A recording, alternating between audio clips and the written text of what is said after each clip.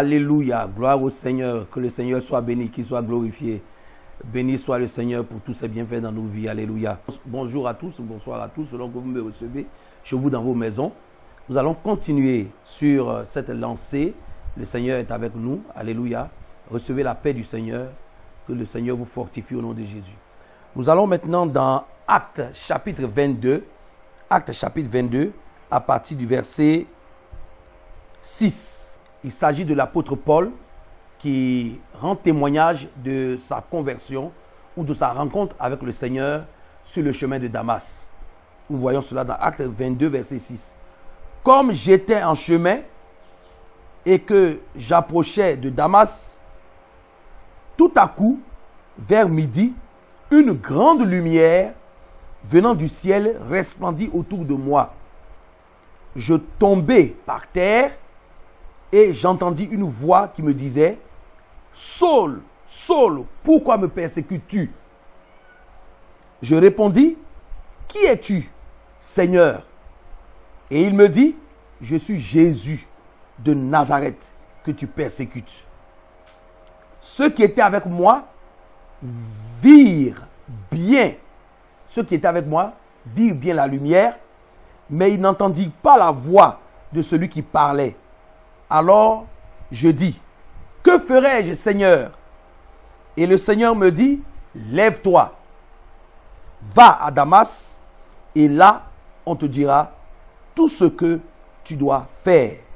Verset 11, comme je ne voyais rien à cause de l'éclat de cette lumière, ceux qui étaient avec moi me prirent par la main et j'arrivai à Damas.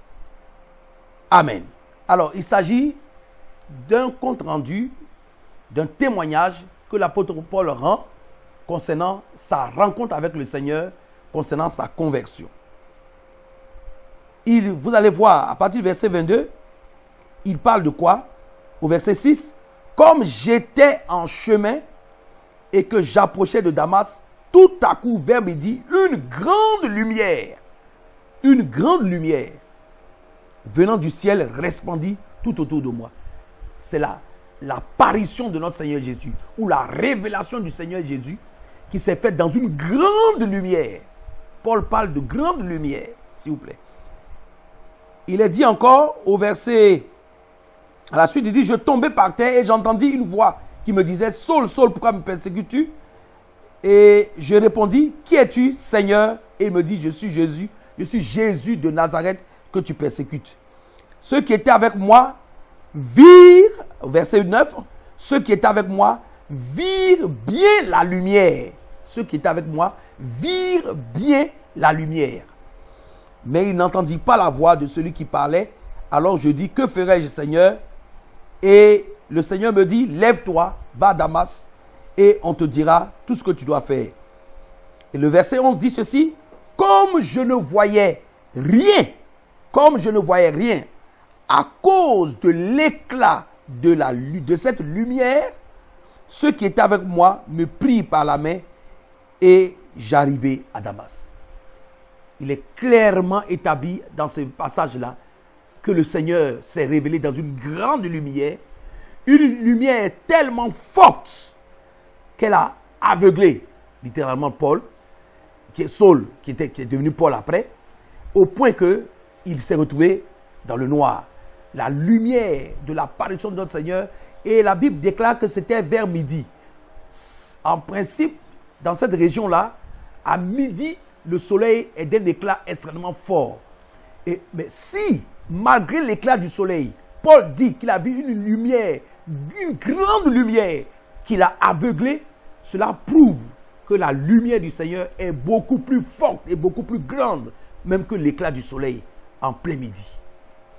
Le Seigneur, notre Dieu, le Seigneur Jésus est lumière, lumière de lumière, lumière puissante et sublime. Alléluia. Une lumière puissante, une lumière éclatante, une lumière qui peut même aveugler, une lumière terrible. C'est ce que nous avons vu au travers de ce témoignage de Actes 22, à partir du verset 6 au verset 11. Notre Seigneur apparaît à Paul sous la forme d'une grande lumière. Allons-y rapidement Dans 1 Timothée, à partir du verset 13, Paul dit à son fils spirituel Timothée, « Je te recommande devant Dieu qui donne la vie à toutes choses et devant Jésus-Christ qui fit une belle confession devant Ponce Pilate de garder le commandement. » Verset 14, « Et de vivre sans tâche, sans reproche, jusqu'à l'apparition de notre Seigneur Jésus-Christ. » Verset 15, donc, cette apparition se manifestera en son temps. Alors je reprends, verset 14, « Et de vivre sans tâche, sans reproche, jusqu'à l'apparition de notre Seigneur Jésus-Christ, que manifestera en son temps le bienheureux et le seul souverain, le roi des rois et le Seigneur des seigneurs. » Il s'agit de notre Seigneur Jésus. Le Seigneur Jésus lui-même, le Seigneur des seigneurs, le roi des rois, qui seul possède quoi?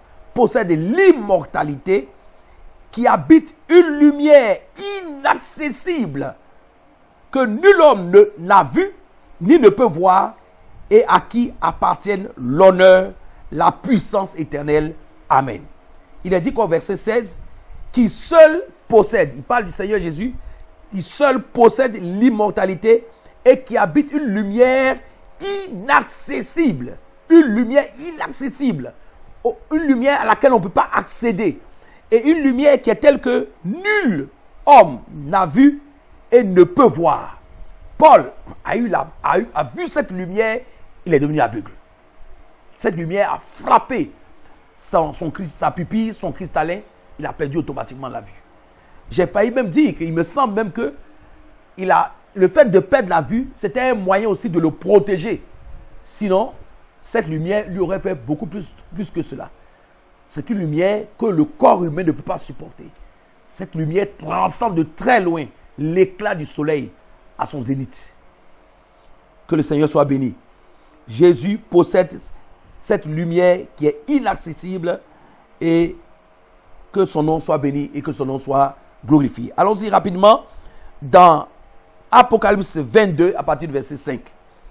Tous ces versets montrent clairement que notre Dieu est lumière.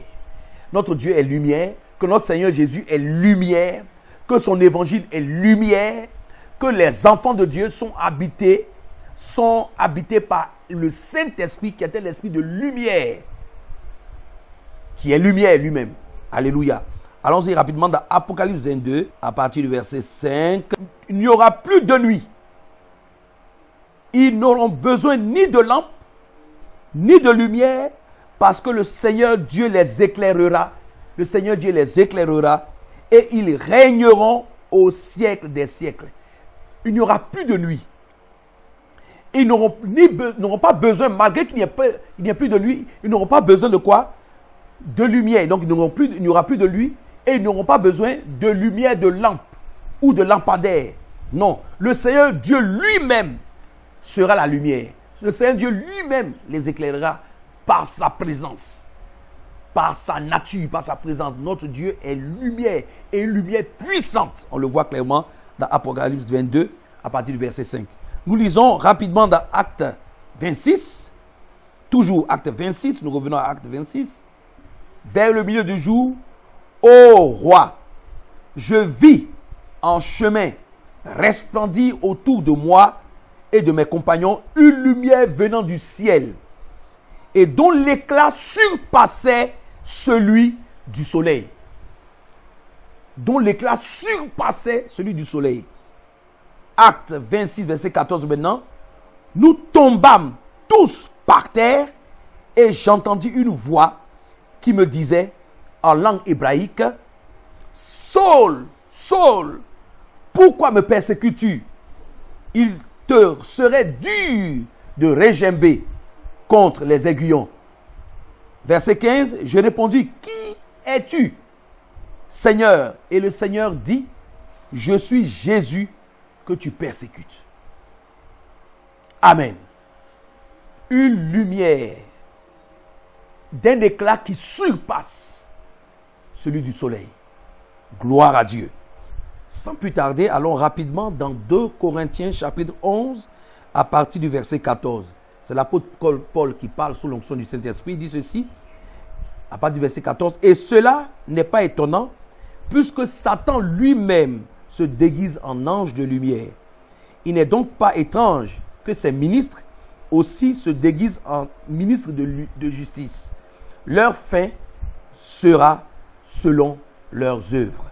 Ici, l'apôtre Paul parlait des faux apôtres qui ont l'habitude de se déguiser en serviteurs de Dieu.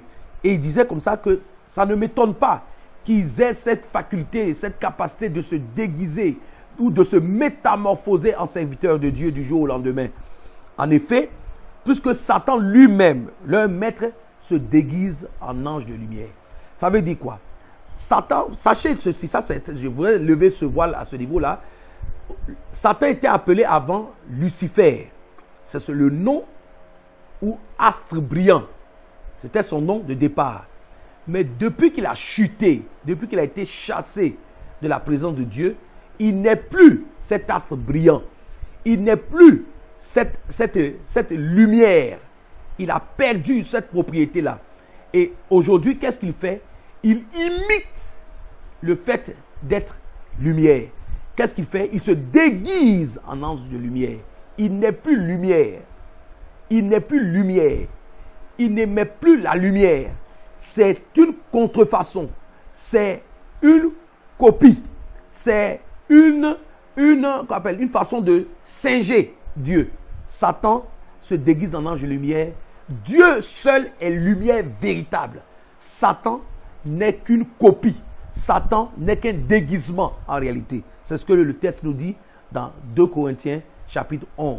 Donc tous ceux qui font confiance à Satan ou qui pensent que Satan peut leur apporter encore de la lumière ou que Satan leur donne une certaine lumière, sachez que c'est une lumière tronquée, c'est une lumière, c'est une pacotille, c'est un déguisement, c'est un faux et usage de faux que Satan fait.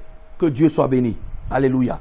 Allons-y rapidement dans Éphésiens chapitre 5, Éphésiens 5 à partir du verset 7. L'apôtre Paul dit ceci par le Saint-Esprit: autrefois, vous étiez ténèbres, et maintenant, vous êtes lumière dans le Seigneur. Marchez comme des enfants de lumière, car le fruit de la lumière consiste en toutes sortes de bonté, de justice et de vérité. Alléluia. Verset 10 à 11, je reprends. Examinez ce qui est agréable au Seigneur, et ne prenez point part aux œuvres infructueuses des ténèbres, mais plutôt condamnez-les. Donc, ce passage révèle clairement que les enfants de Dieu, comme leur Dieu, sont aussi lumière. Ils sont lumière. Jésus a dit, c'est vous qui êtes la lumière du monde. On le disait dans Matthieu chapitre 5, à partir du verset 14, Jésus disait à ses disciples, c'est vous qui êtes la lumière du monde. En effet, Jésus a dit, pendant que je suis dans le monde, je suis la lumière du monde. Mais maintenant qu'il n'est plus dans le monde, c'est nous qui sommes la lumière du monde. Nous qui avons mis notre foi en lui, nous qui croyons en lui, nous qui marchons par son esprit, nous sommes la lumière du monde à la ressemblance de notre Maître et de notre Seigneur Jésus-Christ. Alors la Bible déclare, autrefois vous étiez ténèbres, maintenant vous êtes lumière dans le Seigneur. Marchez comme des enfants de lumière. Alléluia. Allons-y dans 1 Thessaloniciens chapitre 5 à partir du verset 5. Vous êtes tous, c'est l'apôtre Paul encore qui parle par le Saint-Esprit, vous êtes tous des enfants de la lumière et des enfants du jour. Je reprends, verset 5. Vous êtes tous des enfants de la lumière et des enfants du jour. Nous ne sommes point de la nuit, ni des ténèbres. Alléluia. Une parole puissante. Vous êtes tous des enfants de la lumière et des enfants du jour. Nous ne sommes point de la nuit et des ténèbres. Alléluia. 1 Pierre, chapitre 2, à partir du verset 9. Vous, au contraire, vous êtes une race élue, un sacerdoce royal, une nation sainte, un peuple acquis, afin que vous annonciez les vertus de celui qui vous a appelé des ténèbres à son admirable lumière. Alléluia. Il s'agit encore de la position, du statut des enfants de Dieu que nous sommes. Nous qui avons mis notre foi en Jésus, nous qui nous sommes